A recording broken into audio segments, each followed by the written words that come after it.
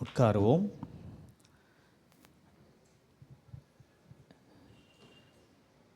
எடுத்தவர்கள் வாசிக்கலாம். 19ஆம் சங்கீதம் 12ஆம் வசனம். 19ஆம் சங்கீதம் 12ஆம் வசனம்.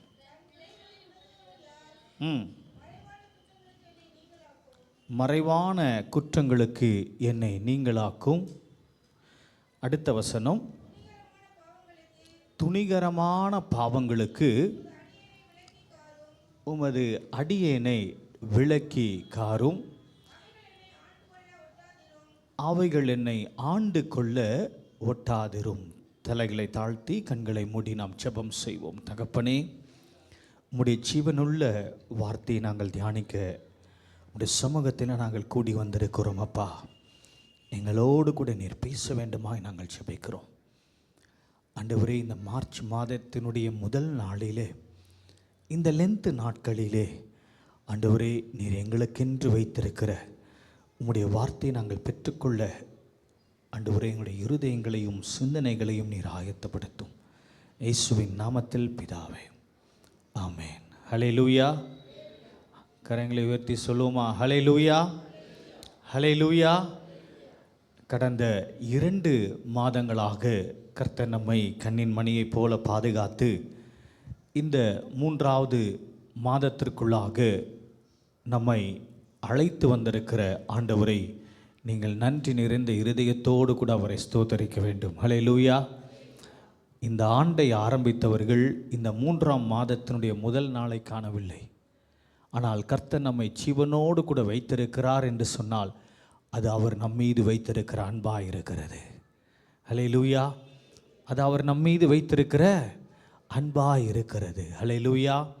எனக்கு அன்பான கர்த்தருடைய பிள்ளைகளே, அதாவது இன்றைக்கு மார்ச் 1ஆம் தேதி வாக்குத்தத்த வார்த்தையாக நான் பகிர்ந்து கொள்ள வேண்டும் என்று சொல்லி நான் என்னையே யோசித்து சிந்தித்து நான் அதற்காக ஆயத்தப்படும் பொழுது கர்த்தர் என்னுடைய இருதயத்தில் 2 காரியங்களை மீண்டும் மீண்டும் கொண்டு வந்தார்.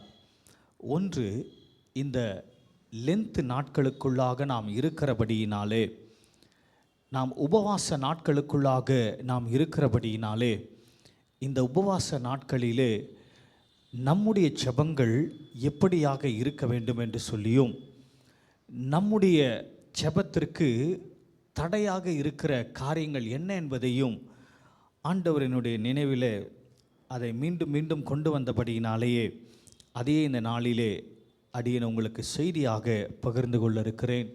வாக்குத்தத்த வார்த்தையை நாம் சோஷியல் மீடியாவிலே போஸ்ட் பண்ணியிருக்கிறோம். அதை நீங்கள் பார்த்து கவனித்து நீங்கள் அதற்கு வேண்டிய ஆசீர்வாதத்தை பெற்றுக்கொள்ள வேண்டுமாய் அடியேன் அன்பாய் கேட்டுக்கொள்ளுகிறேன். லென்த் நாட்களுக்குள்ளாக இருக்கிற நாம், அதாவது அதிகமாக நம்முடைய நேரத்தை நாம் ஜெபத்திலே செலவழிக்க நாம் பிரயாசப்படுகிறோம். ஹல்லேலூயா. காலமே நம்முடைய நாளை, அதாவது நாம் ஜெபத்திலே நாம் ஆரம்பிக்க நாம் விரும்புகிறோம். நேரம் கிடைக்கும் பொழுது நாம் ஜெபிக்க விரும்புகிறோம். இரவு படுக்கைக்குள்ளாக நாம் செல்கிறதற்கு முன்பதாக இந்த லென்த் நாட்களிலே நாம் ஜெபிக்க நாம் வாஞ்சிக்கிறோம். ஆனால் நாம் ஜெபிக்க கூடாதபடிக்கு, ஒருவேளை நம்முடைய இருதயத்திலே ஜெபிக்க வேண்டும் என்கிற ஒரு வாஞ்சை காணப்பட்டாலும், இந்த உபவாச நாட்களிலே நாம் பாவத்தை அறிக்கை செய்து, நம்முடைய தவறுகளை அறிக்கை செய்து, நாம் பரிசுத்தமாய் வாழ வேண்டும் என்று சொல்லி நம்மை நாமே நாம் முயற்சி செய்தாலும், ஆனாலும் அந்த காரியத்தை செய்ய முடியாதபடிக்கு, செய்யக்கூடாதபடிக்கு, அந்த ஜெபத்தை ஏறெடுக்கக்கூடாதபடிக்கு நம்முடைய சிந்தனையிலும் இருதயத்திலும் நினைவிலும் அநேக பிரச்சனைகளை, போராட்டங்களை நாம் என்ன பண்ணுறோம்? சந்தித்து கொண்டு வருகிறோம். ஹல்லேலூயா. அதாவது ஜெபத்தை செய்யக்கூடாதபடிக்கு தடையாய் இருக்கிற அல்லது பரிசுத்தத்தை கெடுக்கக்கூடிய காரியங்களை குறித்து இந்த நாளிலே நாம் தியானித்துவிட்டு சங்கீதம் 19 இருக்கிற தாவீதினுடைய ஜெபத்தை நாம் தியானிக்க இருக்கிறோம். அதாவது முதலாவது, ஜெபத்திற்கு தடையாக இருக்கிற காரியங்கள் என்ன என்று சொல்லி பார்க்கும் பொழுது, நாம் பேசுகிற தேவையற்ற வார்த்தைகள் நம்முடைய ஜெபத்திற்கு தடையாக இருக்கிறது. என்னோடு கூட திருப்பிக் கொள்ளுங்கள். யாக்கோபு 3ஆம் அதிகாரம் வாசிக்கலாம் 6ஆம் வசனம். யாக்கோபு 3ஆம் அதிகாரம் 6ஆம் வசனம். நாவும் நெருப்புதான், அது அநீதி நிறைந்த உலகம். நம்முடைய அவயங்களில் நாவானது முழு சரீரத்தையும் அது கரைப்படுத்தி ஆயுள் சக்கரத்தை கொளுத்தி விடுகிறதாயும் நரக அக்னியினால் கொளுத்தப்படுகிறதுமாய் இருக்கிறது. ஹல்லேலூயா. ஐயா, அநேக நேரத்தில் நம்முடைய பரிசுத்தத்தை கெடுக்கக்கூடிய ஒரு காரியம் எதுவாக இருக்கிறதுங்க? நம்முடைய நாவாக இருக்கிறது. ஹல்லேலூயா. இந்த நாவை குறித்து இந்த இடத்துல சொல்லும் பொழுது அது எப்படி சொல்லப்படுகிறது என்று சொல்லி பார்க்கும் பொழுது, நாவு எப்படியாக இருக்கிறதாம்? நெருப்பாக இருக்கிறது. ஹல்லேலூயா.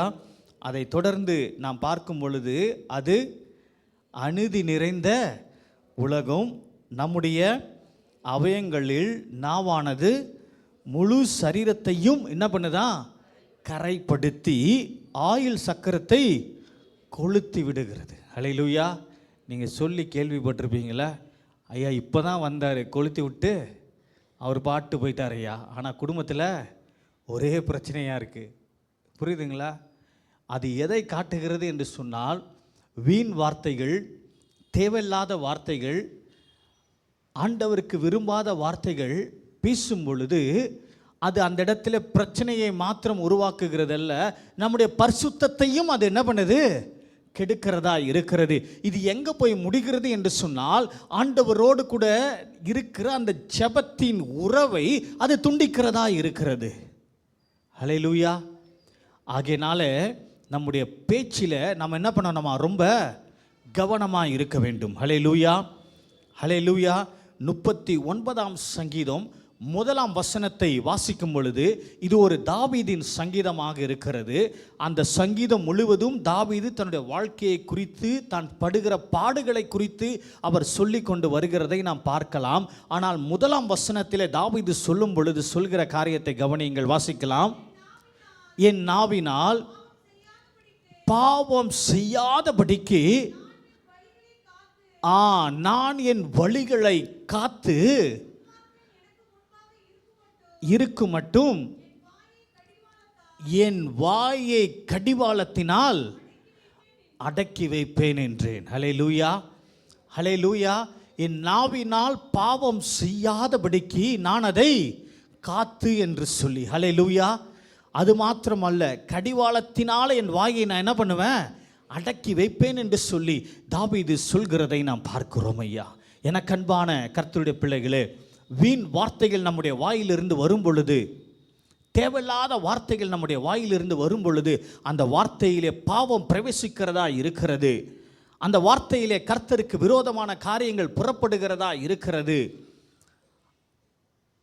தேவையில்லாத வார்த்தைகள் நம்முடைய வாயிலிருந்து வரும் பொழுது பிறருடைய இருதயத்தை அது துக்கப்படுத்துகிறது மாத்திரமல்ல, பிறருடைய வாழ்க்கையை கொளுத்தி போடுகிறது மாத்திரமல்ல, நம்முடைய ஜெப ஜீவியத்தையும் அது கெடுக்கிறதா இருக்கிறது. புரியுதா நான் சொல்கிறது? நான் சொல்கிறது உங்களுக்கு புரியுதா? எனக்கு அன்பான கர்த்தருடைய பிள்ளைகளே, பேசும் பொழுது நாவடக்கம் ரொம்ப ரொம்ப முக்கியம். ஹல்லேலூயா. நீங்கள் அமைதியாகவே நீங்கள் இருந்தீங்கன்னா ஞானி என்று எண்ணப்படுவீர்கள் என்று நீதிமொழிகளில் நாம் பார்க்கிறோம். ஹல்லேலூயா. ஐயா, எனக்கு பேச தெரியாது, எனக்கு பேச வராது, நான் பேச்சு திறமை என்கிட்ட இல்லைன்னா நீங்கள் வாயை கொஞ்சம் அமைதியாக நீங்கள் வச்சுருந்தாவே நீங்கள் யார் என்று எண்ணப்படுவீர்கள்? ஞானி என்று எண்ணப்படுவீர்களாம். நீதிமொழிகளில் சாலமோன் எழுதுகிறார். புரியுதுங்களா? ஆனால் வீண் வார்த்தைகளை பேசும் பொழுது, தேவையில்லாத வார்த்தைகளை பேசும் பொழுது நம்முடைய பரிசுத்தத்தை குலைக்கிறது மாத்திரமல்ல, அது நம்முடைய ஜெப ஜீவியத்தையும் கெடுக்கிறதா இருக்கிறது. ஹல்லேலூயா. நீங்கள் யாக்கோபு 3ஆம் அதிகாரம் 5ஆம் வசனத்தை நீங்கள் வாசிக்கும் பொழுது, அப்படியே நாவானதும் சிறிய அவயமாய் இருந்தும் அது என்ன பேசுமா? என்ன பேசுமா? பெருமையானவைகளை பேசும். பாருங்கள், சிறிய நெருப்பு எவ்வளவு பெரிய காட்டை கொளுத்தி விடுகிறது. ஒரு சின்ன ஒரு நெருப்பு தான், ஆனால் ஒரு காட்டையே என்ன பண்ணுதான், கொளுத்தி விடுகிறது. அப்படி என்று சொன்னால் நம்முடைய வாயின் வார்த்தையானது, தேவையில்லாமல் நம்ம பேசுகிற வார்த்தையானது, அது ஒரு தலைமுறையே பாதிக்கிறதா இருக்கிறது. ஐயா, நான் சொல்கிறது உங்களுக்கு புரியுதா? ஒரு சிலரெல்லாம் நீங்கள் சந்திச்சிங்கன்னா அவங்க சொல்லுவாங்க, என்னுடைய உடன் பிறந்த சகோதரியோடு கூட நான் பேசி 40 ஆண்டுகள் ஆகுதையா, 30 ஆண்டுகள் ஆகுதையா என்று சொல்லி. ஏன்? ஏதோ சண்டையில் என்ன பண்ணியிருப்பாங்க, ஒரு வார்த்தை என்ன பண்ணியிருப்பாங்க, கோபமாக பேசியிருப்பாங்க. அது பகை எந்த அளவுக்கு கொண்டு போய் விடுகிறது என்று சொன்னால், ஒரு தலைமுறைக்கே அந்த பகை என்ன பண்ணுதுங்க, கொண்டு போய் விடுகிறது. எங்கள் அப்பா கூட நான் ஊழியத்தில் இருக்கும் பொழுது, நான் கல்லூரியில் படிக்கும் பொழுது என்னை விசிட்டிங்க்கு அழைத்து செல்வார். அப்பொழுது ஒரு குறிப்பிட்ட குடும்பத்திற்கு அழைத்து செல்லும் பொழுது, அவங்க ரொம்ப வயதானவர்கள், கிட்டத்தட்ட 70 கிராஸ் பண்ணியிருப்பாங்க. அந்த அம்மா சொன்னாங்க, கூட பிறந்த எங்கள் தங்கச்சிக்கிட்ட பேசி 40 வருஷம் மேலே ஆச்சியா. எத்தனை வருஷம் ஆச்சு? 40 வருஷம். அதே இடத்துல தான் அவங்க தான் இருக்காங்க, இவங்களும் அதே இடத்துல தான் இருக்காங்க. ஆனால் என்ன இல்லையா, பேச்சுவார்த்தை இல்லை. ஒரு தலைமுறை, ஒரு சிறிய நெருப்பானது எப்படி ஒரு காட்டை கொளுத்தி விடுகிறதோ, அதே போல் தேவையில்லாத வார்த்தைகள் எங்கே ஆரம்பிச்சதுன்னா, ஒரு சந்தோஷமான ஒரு நிகழ்ச்சியில் ஒருவரோடு ஒருவர் கடினமான வார்த்தைகள் என்ன பண்ணாங்க, பேசிக்கொண்டாங்க. அந்த வார்த்தையானது இறுதியிலே கசப்பாய் மாறினது. அந்த கசப்பானது இறுதியிலே அது விரோதத்தை உண்டாக்கினது. அந்த விரோதமானது இறுதியிலே பரம பகையாக என்ன பண்ணிடுச்சிங்க, மாறிடுச்சு. நான் சொல்கிறது உங்களுக்கு புரியுதா? ஐயா, உங்களுடைய வாழ்க்கையில் இருக்கக்கூடாத ஒரு காரியம் என்ன தெரியுங்களா? கசப்பு. கசப்பு என்கிற ஒரு வேர் அது ஆழமாக அது விட்டுச்சுன்னா அதனுடைய கனி கசப்பாக தான் இருக்கும். நான் சொல்கிறது உங்களுக்கு புரியுதா? கசப்பு என்கிற ஒரு செடியினுடைய வேர் அது ஆழமாக கடந்து செல்லும் என்று சொன்னால், அந்த கசப்பு நிறைந்த வேர், கசப்பு நிறைந்த அந்த ஒரு செடியில் நீங்கள் மன்னிப்பு, சமாதானம் என்கிற கனியை நீங்கள் என்ன பண்ண முடியாதுங்க, எதிர்பார்க்க முடியாது. அதனுடைய கனி எப்படி இருக்கும்? கசப்பாக தான் இருக்கும். ஆகினாலே முடிந்த வரை நீங்கள் என்ன பண்ணணுமா, உங்களுடைய நாவை அடக்கி ஒருவரோடு ஒருவர் என்ன பண்ணணும், சமாதானமாக இருக்கணும். ஹல்லேலூயா, ஹல்லேலூயா. ஒரு நாளும் தீமையானால நீங்கள் என்ன பண்ண முடியாதுங்க, வெல்லவே முடியாது. தீமை எப்படி வெல்ல முடியும்? நன்மையினாலே மாத்திரம்தான் நீங்கள் என்ன பண்ண முடியும், வெல்ல முடியும். ஹல்லேலூயா. இந்த உபவாச நாட்களிலே, இந்த லென்த் நாட்களிலே, ஐயா, நீ நாவடக்கத்தோடு கூட நீ இருப்பாய் என்று சொன்னால், உன்னுடைய ஜெப வாழ்க்கையை நீ காத்துக்கொள்ளுகிறாய், உன்னுடைய பரிசுத்தத்தையும் நீ காத்துக்கொள்ளுகிறாய். ஹல்லேலூயா, ஹல்லேலூயா. ரெண்டாவது ஒரு காரியம், என்னோடு கூட திருப்பிக் கொள்ளுங்கள். ரோமர் 1ஆம் அதிகாரம், ரோமர் 1ஆம் அதிகாரம் வாசிக்கலாம். 21ஆம் வசனம். ரோமர் 1:21. அவர்கள் தேவனை அறிந்தும், நல்லா கவனிங்க, தேவனை அறிந்தும் அவரை தேவன் என்று என்ன பண்ணலையா, மகிமைப்படுத்தல, ஸ்தோத்திரியாமலும் இருந்து தங்கள் சிந்தனையினாலே வீணரானார்கள். உணர்வில்லாத அவர்களுடைய இருதயம் இருள் அடைந்தது. ரொம்ப ஆழமான ஒரு வசனங்க, ரொம்ப அர்த்தமுள்ள ஒரு வசனம். இதை நீங்கள் ரொம்ப ஆழமாக நீங்கள் இதை தியானிச்சிங்கன்னா, அநேக ஆவிக்குரிய சத்தியங்களை ஆண்டவர் இந்த ஒரு வசனத்தில் நமக்கு வைத்திருக்கிறார். அதாவது நம்முடைய பரிசுத்தத்தையும் நம்முடைய ஜெப ஜீவியத்தையும் கெடுக்கிறது நம்முடைய சிந்தைங்க. நான் சொல்கிறது உங்களுக்கு புரியுதா? நம்முடைய பரிசுத்தத்தையும் நம்முடைய ஜெப ஜீவியத்தையும் கெடுக்கிறது எது? நம்முடைய சிந்தையாக இருக்கிறது. ஹல்லேலூயா. தேவனை நீங்கள் அறிந்திருக்கிறீர்கள், அவரை தேவன் என்று அறிந்தும் நீங்கள் என்ன பண்ணலையா? அவரை மகிமைப்படுத்தவில்லை. அடுத்து என்ன சொல்லப்படுகிறது? சோஸ்தரியாமலும் இருந்து தங்கள் சிந்தனையில் என்ன பண்ணாங்களாம்? வீணரானார்கள். அப்படின்னா சிந்தனையில் அவர்கள் ஒன்றும் இல்லாமல் போயிட்டாங்க. புரியுதுங்களா? ஆங்கில வேதாகமத்தில் ரொம்ப அழகாக எழுதியிருக்கும். அதாவது தன்னுடைய சிந்தனையின் மூலமாக அவர்கள் ஆண்டவர் என்ன பண்ணலையா? அவர்கள் அறிந்து கொள்ளும் விதமாக அவர்கள் என்ன பண்ணல? அறிந்து கொள்ளவில்லை. தன்னுடைய சிந்தனையின் மூலமாக அவர்கள் வீணரானார்கள் என்று சொல்லி பார்க்கிறோம் ஐயா. அது இல்லாமல் அடுத்த வரி சொல்லப்படுகிறது, உணர்வில்லாத அவருடைய இருதயம் என்ன பண்ணிச்சான்? கடைசியா இருளடைந்தது. அல்லேலூயா. ஐயா, கர்த்தருடைய வார்த்தை உனக்கு வரும் பொழுது நீ அதற்கு செவி கொடுத்து நீ என்ன பண்ணணும்? உடனடியாக நீ அதற்கு பதில் கொடுக்க வேண்டும் ஐயா. உணர்வுள்ள ஒரு இருதயம் நமக்கு என்ன பண்ணுங்க? ரொம்ப ரொம்ப முக்கியமாக இருக்கிறது ஐயா. ஒரு பாவத்தை நாம் செய்யும் பொழுது, ஒரு தவறை நாம் செய்யும் பொழுது பரிசுத்த ஆவியானவர் என்ன பண்ணுவாருங்க? நம்மை உணர்த்துவார். செல்கிற பாதை தவறாக இருக்கும் பொழுது, நீ செல்கிற பாதை தவறு என்பதை பரிசுத்த ஆவியானவர் என்ன பண்ணுவார்? நமக்கு உணர்த்துவார். ஆனால் மீண்டும் மீண்டும் நீ அந்த பாதையிலே கடந்து செல்லும் பொழுது இறுதியிலே நீ எப்படி மாறுறனா? உணர்வற்றவனாய் மாறிவிடுகிறாய். நீ செய்கிறது தவறுனே உனக்கு என்ன பண்ணல? தெரியல. அதனுடைய இறுதி கட்டம் எதுனா, உன்னுடைய இருதயம் இருள் அடைகிறது. புரியுதுங்களா? அப்படின்னா நீ பரிசுத்த ஆவியானவரை நீ இழக்கிறவனாய் காணப்படுகிறாய். வேத வசனத்தை நீ இழக்கிறவனாய் காணப்படுகிறாய் ஐயா. சிறு வயதிலே சிறு பிள்ளைகளுக்கு எதற்கு நாம் வேத வசனத்தை நாம் போதிக்கிறோம்? அடுத்த வாரம் பேராய அளவிலே, டைசஸ் அளவிலே நாம் மத்தேயு எழுதின சுவிசேஷத்தை 28 அதிகாரத்தையும் நாம் பிள்ளைகளுக்கு என்ன பண்ணுறோம்? ஏஜ் வைஸாக டிவைட் பண்ணி நம்ம என்ன பண்ணுறோங்க?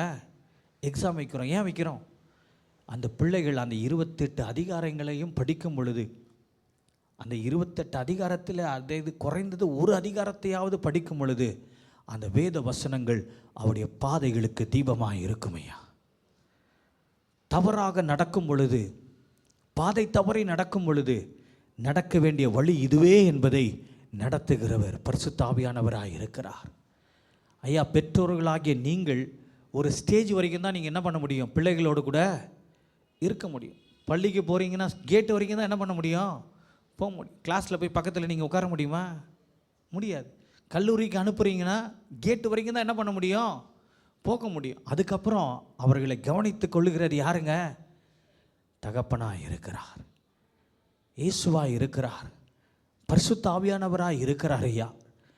அந்த பிள்ளைகளுடைய இருதயமானது உணர்வுள்ளதாக இருக்க வேண்டும். வேத வசனத்திற்கு எப்படி பண்ணணுமா? உணர்வுள்ளதாக இருக்க வேண்டும். நம்முடைய இருதயமும் கர்த்தருடைய வார்த்தைக்கு எப்படி இருக்கணுமா? உணர்வுள்ளதாக இருக்க வேண்டும் ஐயா. ஆண்டவருடைய ரேமாவின் வார்த்தைகள் உங்களுக்கு வரும் பொழுது, பரிசுத்த ஆவியானவர் உங்களோடு கூட பேசும் பொழுது, அந்த வார்த்தைக்கு நீங்கள் உங்களை அர்ப்பணித்து கீழ்ப்படியும் பொழுதுதான் உங்களுடைய இருதயமானது ஆண்டவரை நோக்கி பார்க்கிறதாய் காணப்படுகிறது. அந்த உணர்வுள்ள இருதயம் இருக்கும் பொழுது தான் உங்களுடைய பாவத்தை அதை அறிக்கை செய்ய வைக்கிறது ஐயா. இந்த லென்த் நாட்களிலே, இந்த உபவாச நாட்களிலே ஆண்டவர் உங்களுடைய பாவங்களை சுட்டி காட்டுகிறார். நீ செய்கிற தவறான காரியங்களை ஆண்டவர் உங்களுக்கு சுட்டி காட்டுகிறார். நீ செல்கிற தவறான பாதைகளை ஆண்டவர் உங்களுக்கு சுட்டி காட்டுகிறார். நீ முழங்கால் படியிட்டு கர்த்தருடைய சமூகத்தில் உன்னுடைய பாவத்தை நீ அறிக்கை செய்து ஆண்டவருடைய சமூகத்தில் உன்னை நீ ஒப்புரவு ஆக்கும் பொழுதுதான் ஆண்டவரோடு கூட இருக்கிற உன்னுடைய உறவும் உன்னுடைய ஐக்கியமும் என்ன பண்ணுங்க? பலப்படும் ஐயா. அதற்கு ரொம்ப முக்கியமானது எதுங்க? உணர்வுள்ள இருதயம். அதை தான் சத்துரு என்ன பண்ணுவான்னா, ரொம்ப தந்திரமாக நம்முடைய சிந்தையை என்ன பண்ணுறான்? கெடுத்துருவான். சிந்தையை கெடுத்துட்டா அந்த உணர்வுள்ள அந்த ஒரு இருதயம் என்ன பண்ணோம்? போயிடுங்க. ஆகியனாலே எனக்கு அன்பான கர்த்தருடைய பிள்ளைகளே, இந்த உபவாச நாட்களிலே உங்களுடைய சிந்தையை காத்துக்கொள்ளுங்கள். பாவமான சிந்தையிலிருந்து, அக்கிரமான சிந்தையிலிருந்து, ஆண்டவருக்கு பிரியமில்லாத காரியத்திலிருந்து உங்களுடைய சிந்தையை காத்துக்கொள்ளுங்கள். காலமே எழுந்து செபியுங்கள். ஆண்டவரே, இந்த நாளிலே என்னுடைய சிந்தனைகளும் செயல்களும் யோசனைகளும் எண்ணங்களும் உமக்கு பரிசுத்தமாய் இருக்க வேண்டும். ஆண்டவரே, உம்முடைய சமூகத்திற்கு அது பரிசுத்தமாய் இருக்க வேண்டும். உம்முடைய சமூகத்தில் அது பரிசுத்தமாய் காணப்பட வேண்டும் என்று சொல்லி ஆண்டவரை நோக்கி நீங்கள் பார்த்து செபிக்கும் பொழுது கர்த்தர் அதை காத்துக்கொள்கிறவராக இருக்கிறார். ஹல்லேலூயா. ஆண்டவர் உங்களை கண்டிக்கும் பொழுது அந்த உணர்வுள்ள இருதயத்தோடு கூட அவரை நீங்கள் நோக்கி பார்க்கும் பொழுது உங்களுடைய உறவானது அது வலுப்படுகிறதாய், அது பலப்படுகிறதாய் காணப்படுகிறதையா. ஆண்டவர் மீண்டும் மீண்டும் உங்களோடு கூட பேசின பின்பு தொடர்ந்து நீங்கள் ஊதாசீனப்படுத்தி கொண்டே இருப்பீர்கள் என்று சொன்னால் கடைசியில் என்ன ஆகுமா? இருதயம் இருளடையும். ஐயா, நம்முடைய பரிசுத்தத்தை கெடுக்கிறது ரெண்டாவது எதுங்க? சிந்தை. ஹல்லேலூயா. முதலாவது எது? நம்முடைய தேவையில்லாத வார்த்தைகள் நம்முடைய நாவின் மூலமாக பேசுகிற தேவையில்லாத வார்த்தையின் மூலமாக நம்முடைய பரிசுத்தம் கெடுக்கப்படுகிறது. ரெண்டாவது, நம்முடைய சிந்தனையின் மூலமாக நம்முடைய பரிசுத்தம் என்ன பண்ணுதா? கெடுக்கப்படுகிறது. மூன்றாவது ஒரு காரியத்தை நாம் தியானிப்போம். என்னோடு கூட திருப்பிக் கொள்ளுங்கள். லூக்கா 11ஆம் அதிகாரம் 34ஆம் வசனத்தை ஒருவர் வாசிக்கலாம். கண்ணானது சரீரத்தின் விளக்காய் இருக்கிறது. நல்ல கவனிங்க. உன் கண் தெளிவாய் இருந்தால் உன் சரீரம் முழுவதும் அது எப்படி இருக்குமா? வெளிச்சமாக இருக்கும். ஹல்லேலூயா. கரங்களை உயர்த்தி ஒரு ஹல்லேலூயா சொல்லுவோமா? ஹல்லேலூயா, ஹல்லேலூயா. ஐயா, கண்ணானது சரீரத்தின் எப்படி இருக்கிறதா? விளக்காய் இருக்கிறது. ஒரு நிமிஷம் உங்கள் கண்ணை மூடிட்டு ஏதாவது தெரியுதான்னு பாருங்களேன். செஞ்சு தான் பாருங்கள்.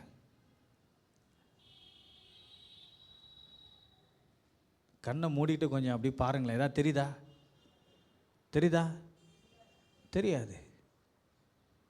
ட்ரை பண்ணிட்டு சொல்கிறீங்களா? இல்லை கண்ணை மூடினீங்கன்னா உலகமே எப்படி இருக்குமா? இருட்டாக இருக்கும். அப்போ கண்ணு திறந்தாதான் நமக்கு என்ன பண்ணுங்க? வெளிச்சம். உலகத்தின் நடக்கிற காரியங்கள் என்ன என்று தெரியுங்க.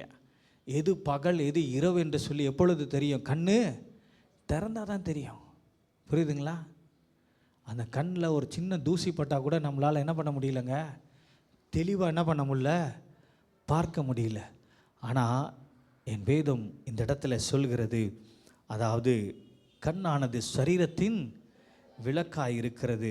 உன் கண் தெளிவாய் இருந்தால் உன் சரீரம் முழுவதும் எப்படி இருக்குமா?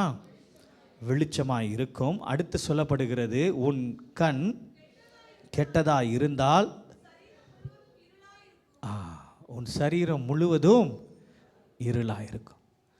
நீங்கள் எவ்வளோ காஸ்ட்லி கிளாஸ் நீங்கள் போட்டாலும், இப்போல்லாம் அந்த மேட்டா கிளாஸ் வந்திருக்குல்ல, ரேபனில் விட்டுருக்கான்னு நினைக்கிறேன்.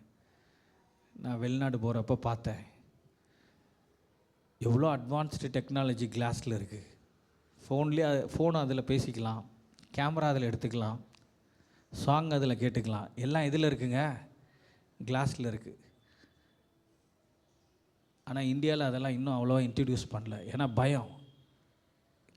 பணம் கொடுக்குறப்ப எவனோ கேமராவில் கண்ணாடியில் ஃபோட்டோ எடுத்துட்டானா என்ன பண்ணோம்? ஜெயிலுக்கு தான் போகணும். புரியுதுங்களா?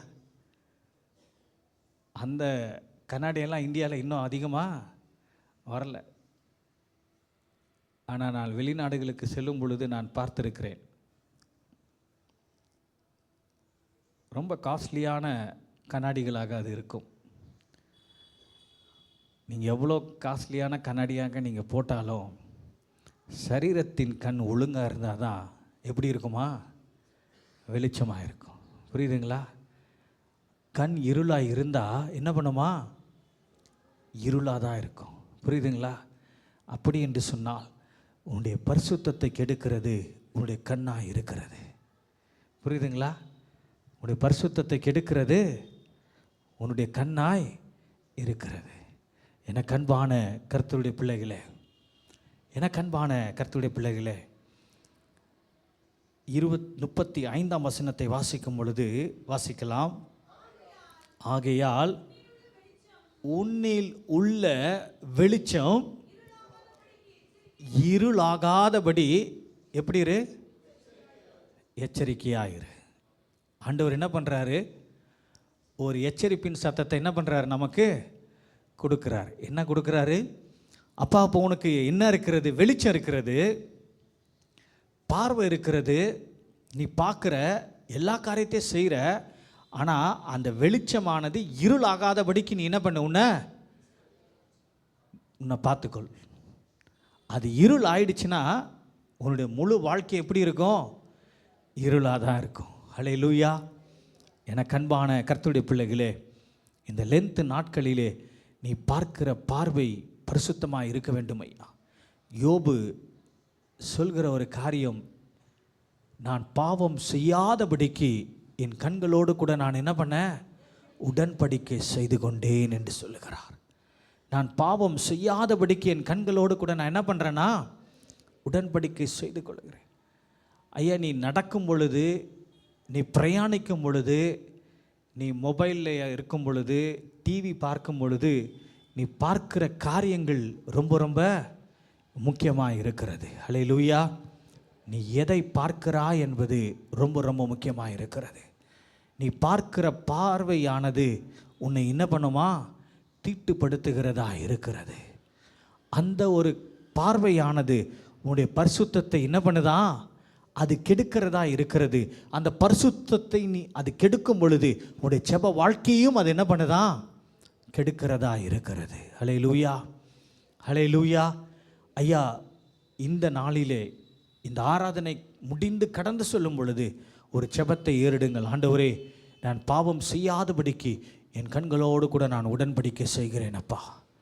உமக்கு பிரியமானதை மாத்திரம் பார்க்க, நீர் விரும்புகிற காரியங்களை பார்க்க, உம்முடைய வேதாகமத்தை வாசிக்க நேசிக்க, ஆண்டவரே, என்னுடைய கண்களோடு கூட நான் என்ன பண்ணுறேன்? உடன்படிக்கை செய்கிறேன் என்று சொல்லி ஒரு தீர்மானத்தோடு கூட கடந்து செல்லும் பொழுது கர்த்தர் அந்த தீர்மானத்தை நிறைவேற்றுகிறவராக இருக்கிறார். ஹல்லேலூயா. ஒருவேளை நீங்கள் அந்த தீர்மானத்தை எடுத்துகிட்டு நீங்கள் கடந்து போகலாம், அதை நீங்கள் மறந்து போகலாம், ஆனால் ஆண்டவர் அதை மறக்க மாட்டார். ஹல்லேலூயா. நீ தவறான காரியங்களை, பாவமான காரியங்களை, ஆண்டவருக்கு பிரியமில்லாத காரியங்களை பார்க்கும் பொழுது ஆண்டவர் உனக்கு உணர்த்துவார். ஆலயத்தில் செய்த உடன்படிக்கை என்ன, ஆலயத்தில் செய்த தீர்மானம் என்ன என்பதை கர்த்தர் உனக்கு நினைப்பூட்டி உன்னுடைய கண்ணை அவர் பரிசுத்தத்தோடு கூட காத்துக்கொள்கிறவராக இருக்கிறார். ஹல்லேலூயா. ஒரு சிலருடைய கண்ணெல்லாம் ரொம்ப மோசங்க. மேலேருந்து கீழே பார்த்தாவே நம்ம ஜுரத்தில் படுத்துருவோம். கரெக்டு தானே? அது மாதிரி யாராவது சிக்காய் படுத்துருக்கீங்களா? உங்கள் சிரிப்புலேருந்தே தெரியுது பாதிக்கப்பட்டிருக்கீங்க. பார்க்குற பார்வையில் நமக்கு என்ன வந்துடுங்க? ஜுரமே வந்துடும். ஏன்? வன்கண் இல்லை, அது ரொம்ப மோசமான கண். அது வன்கண் கூட ஓரளவுக்கு பரவாயில்லைங்க. ஹாஸ்பிட்டலில் கொண்டு போய் சேர்க்குற அளவுக்கு அந்த கண் என்ன பண்ணோம்? நம்மளை கொண்டு போயிடும். ரொம்ப ஆபத்தான கண். ஐயா, நீ அந்த பார்வையை நீ என்ன பண்ணணும்? மாற்றணும். ஒருவரை நீ பார்க்கும் பொழுது இச்சையோடு கூட நீ என்ன பண்ணக்கூடாதா? பார்க்கக்கூடாது. இச்சையோடு கூட நீ பார்ப்பாய் என்று சொன்னால் என் வேதாகமம் சொல்லுகிற நீ விபச்சாரம் செய்தாயிற்று என்று சொல்லி. புரியுதா? இச்சையோடு கூட ஒருவரை பார்ப்பாய் என்று சொன்னால் நீ என்ன பண்ணுறீங்களா? விபச்சாரம் செய்தாயிற்று என்று சொல்லி. ஹல்லேலூயா, ஹல்லேலூயா. ஐயா, ஒருவரை பார்க்கும் பொழுது பரிசுத்தத்தோடு கூட, நல்ல சிந்தையோடு கூட, ஆண்டவர் கொடுத்திருக்கிற அந்த வெளிச்சத்தின் சிந்தையோடு கூட நீங்கள் பார்க்கும் பொழுது உங்களுடைய ஆவிக்குரிய வாழ்க்கையை நீ என்ன பண்ணுவாய்? காத்துக்கொள்வாய். பார்க்கும்போதே மேலேருந்து கீழே வரைக்கும் நீங்கள் ஸ்கேன் பண்ணிங்கன்னா கண்டிப்பாக அதில் என்ன பண்ணும்? தவறான சிந்தனைகள் வரும், ஆண்டவருக்கு பிரியமில்லாத சிந்தனைகள் வரும். புரியுதுங்களா? ஆகினாலே முடிந்தவரை பார்க்கும் பொழுது ஆண்டவருக்கு பிரியமான ஒரு பார்வையாக நீங்கள் என்ன பண்ணுங்க பாருங்க. நான் பார்க்கிற பார்வை என் இயேசுவை திருப்திப்படுத்துகிறதா என்பதை யோசித்து நீங்கள் பார்க்கும் பொழுது தேவன் உங்களுடைய கண்ணின் பார்வையை அவர் ஆசீர்வதிக்கிறவராக இருக்கிறார். ஹல்லேலூயா, ஹல்லேலூயா. இதெல்லாம் ஒரு சின்ன காரியமாக நீங்கள் நினைக்கலாம். ஆனால் நம்முடைய ஆவிக்குரிய வாழ்க்கையிலே மிகப்பெரிய ஒரு ஆபத்தை உண்டாக்குகிற காரியங்கள் ஐயா. எதை நீங்கள் சிறிய காரியம் என்று நினைக்கிறீர்களோ உங்களுடைய ஜெப வாழ்க்கையை முழுமையாக கெடுக்கிற காரியங்கள் இது. உங்களுடைய பரிசுத்தத்தை கெடுக்கிற காரியங்கள் இது ஐயா. தவறான சிந்தையோடு கூட, தவறான எண்ணத்தோடு கூட, தவறான கண்ணோட்டத்தோடு கூட ஒரு காரியத்தை நீ பார்ப்பாய் என்று சொன்னால் நீ விபச்சாரம் செய்தாயிற்று, நீ பாவம் செய்தாயிற்று என்று சொல்லி என் வேதம் சொல்கிறது ஐயா. உன்னுடைய பார்வையில் நீ கவனத்தோடு கூட இரு. முடிந்தவரை பார்க்கிறப்ப கர்த்தருடைய சிந்தனையில் நீங்கள் என்ன பண்ணுங்கள், ஒருவரை பாருங்கள். அப்படி பார்க்குறப்ப நீங்கள் என்ன பண்ண மாட்டீங்க, பாவம் செய்ய மாட்டீங்க. புரியுதா நான் சொல்கிறது? ஆண்டவரின் சிந்தையோடு கூட நீங்கள் என்ன பண்ணுங்கள், ஒருவரை பாருங்கள். புரியுதுங்களா? அந்த கர்த்தரின் சிந்தையோடு கூட நீங்கள் பார்க்கும் பொழுது தப்பான தேவையில்லாத இச்சையான நினைவுகள் உங்களுடைய மைண்டில் என்ன பண்ணாதுங்க, வரவே வராது. ஹல்லேலூயா. இந்த உபவாச நாட்களிலே இதை எல்லாவற்றையும் நீங்கள் அறிந்து கொள்ள வேண்டும் ஐயா. இதை எல்லாவற்றையும் நீங்கள் சரி செய்ய வேண்டும். அப்படி சரி செய்யும் பொழுது தான் உங்களுடைய ஜெப வாழ்க்கையானது அது இன்னும் கர்த்தருக்குள்ளாக பலப்படுகிறதாய் காணப்படும். ஹல்லேலூயா, ஹல்லேலூயா. கடைசியாக ஒரு காரியத்தை சொல்லிவிட்டு சங்கீதம் 19 கடந்து செல்வோம். மார்க் 7ஆம் அதிகாரம், என்னோடு கூட திருப்பிக் கொள்ளுங்கள். மார்க் 7ஆம் அதிகாரம் 21-22 ஒருவர் வாசிக்கலாம். எப்படி எனில், மனுஷனுடைய இருதயத்திற்குள்ளிருந்து பொல்லாத சிந்தனைகளும் விபச்சாரங்களும் வேசித்தனங்களும் கொலைபாதகங்களும் களவுகளும் பொருள் ஆசைகளும் துஷ்டதனங்களும் கபடும் காம விகாரமும் வன்கண்ணும் தூஷணமும் பெருமையும் மதிகேடும் புறப்பட்டு வரும். மொத்தம் எத்தனை சொல்லியிருக்குங்க? கொஞ்சம் கவுண்ட் பண்ணுங்க. மேக்ஸ் டீச்சர்லாம் இருக்கிறீங்க, ஸ்கூலுக்கு போகிறீங்க, இருக்குங்க. எவ்வளோ இருக்குமா? எவ்வளோ இருக்குமா? 18 13 கரெக்டா? ஃபஸ்ட்டு சொன்னதுனால ப்ரைஸ் கொடுக்க போகிறதில்ல. எத்தனை இருக்குது? 13. அது ஒன்று ஒன்றா லிஸ்ட்டு போட்டு வாசிப்போமா? ஃபஸ்ட்டு என்ன சொல்லப்பட்டிருக்கிறது? மனுஷனுடைய இருதயம். மனுஷனுடைய இருதயம்னா வேறு யாரும் நீங்கள் நினைக்கக்கூடாது. உங்களுடைய இருதயத்திலிருந்து புறப்படுறது தான் இங்கே என்ன பண்ணியிருக்கு, சொல்லப்பட்டிருக்கு. புரியுதுங்களா? ஆண்டவர் மனுஷனுடைய இருதயத்தில் இருந்துன்னு சொல்லிட்டு பக்கத்தில் இருக்கவங்களை என்ன பண்ணக்கூடாது, பார்க்கக்கூடாது. புரியுதுங்களா? இது யாரை பற்றி சொல்லப்படுகிறதுனா உங்களை பற்றி தான் என்ன பண்ணுது, சொல்லப்படுகிறது. புரியுதுங்களா? வாசிக்கலாம். பொல்லாத சிந்தனைகள், விபச்சாரங்கள், வேசித்தனங்கள், கொலைபாதகங்கள், களவுகள், பொருளாசைகள், துஷ்டதனங்கள், கபடு, காமவிகாரம், வன்கண், தூஷணம், பெருமை, மதிகேடு. இவ்வளவும் யாருடைய இருதயத்திலிருந்து புறப்பட்டு வருது? மனுஷனுடைய இருதயத்திலிருந்து புறப்பட்டு வருகிறது ஐயா. ஐயா, இது இந்த காரியங்கள் எல்லாம் நம்முடைய பரிசுத்தத்தை என்ன பண்ணுதான், கெடுக்கிறதா இருக்கிறது.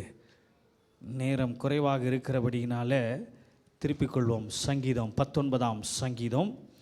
இந்த இடத்திலே நாம் பார்க்கும் பொழுது இந்த சங்கீதத்தோடு கூட அடியை நிறைவு செய்கிறேன்.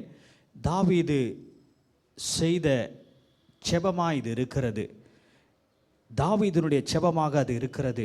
13ஆம் வசனத்தை பார்க்கும் பொழுது இந்த இடத்துல சொல்லப்படுகிறது. 12ஆம் வசனத்தை வாசிக்கலாம்.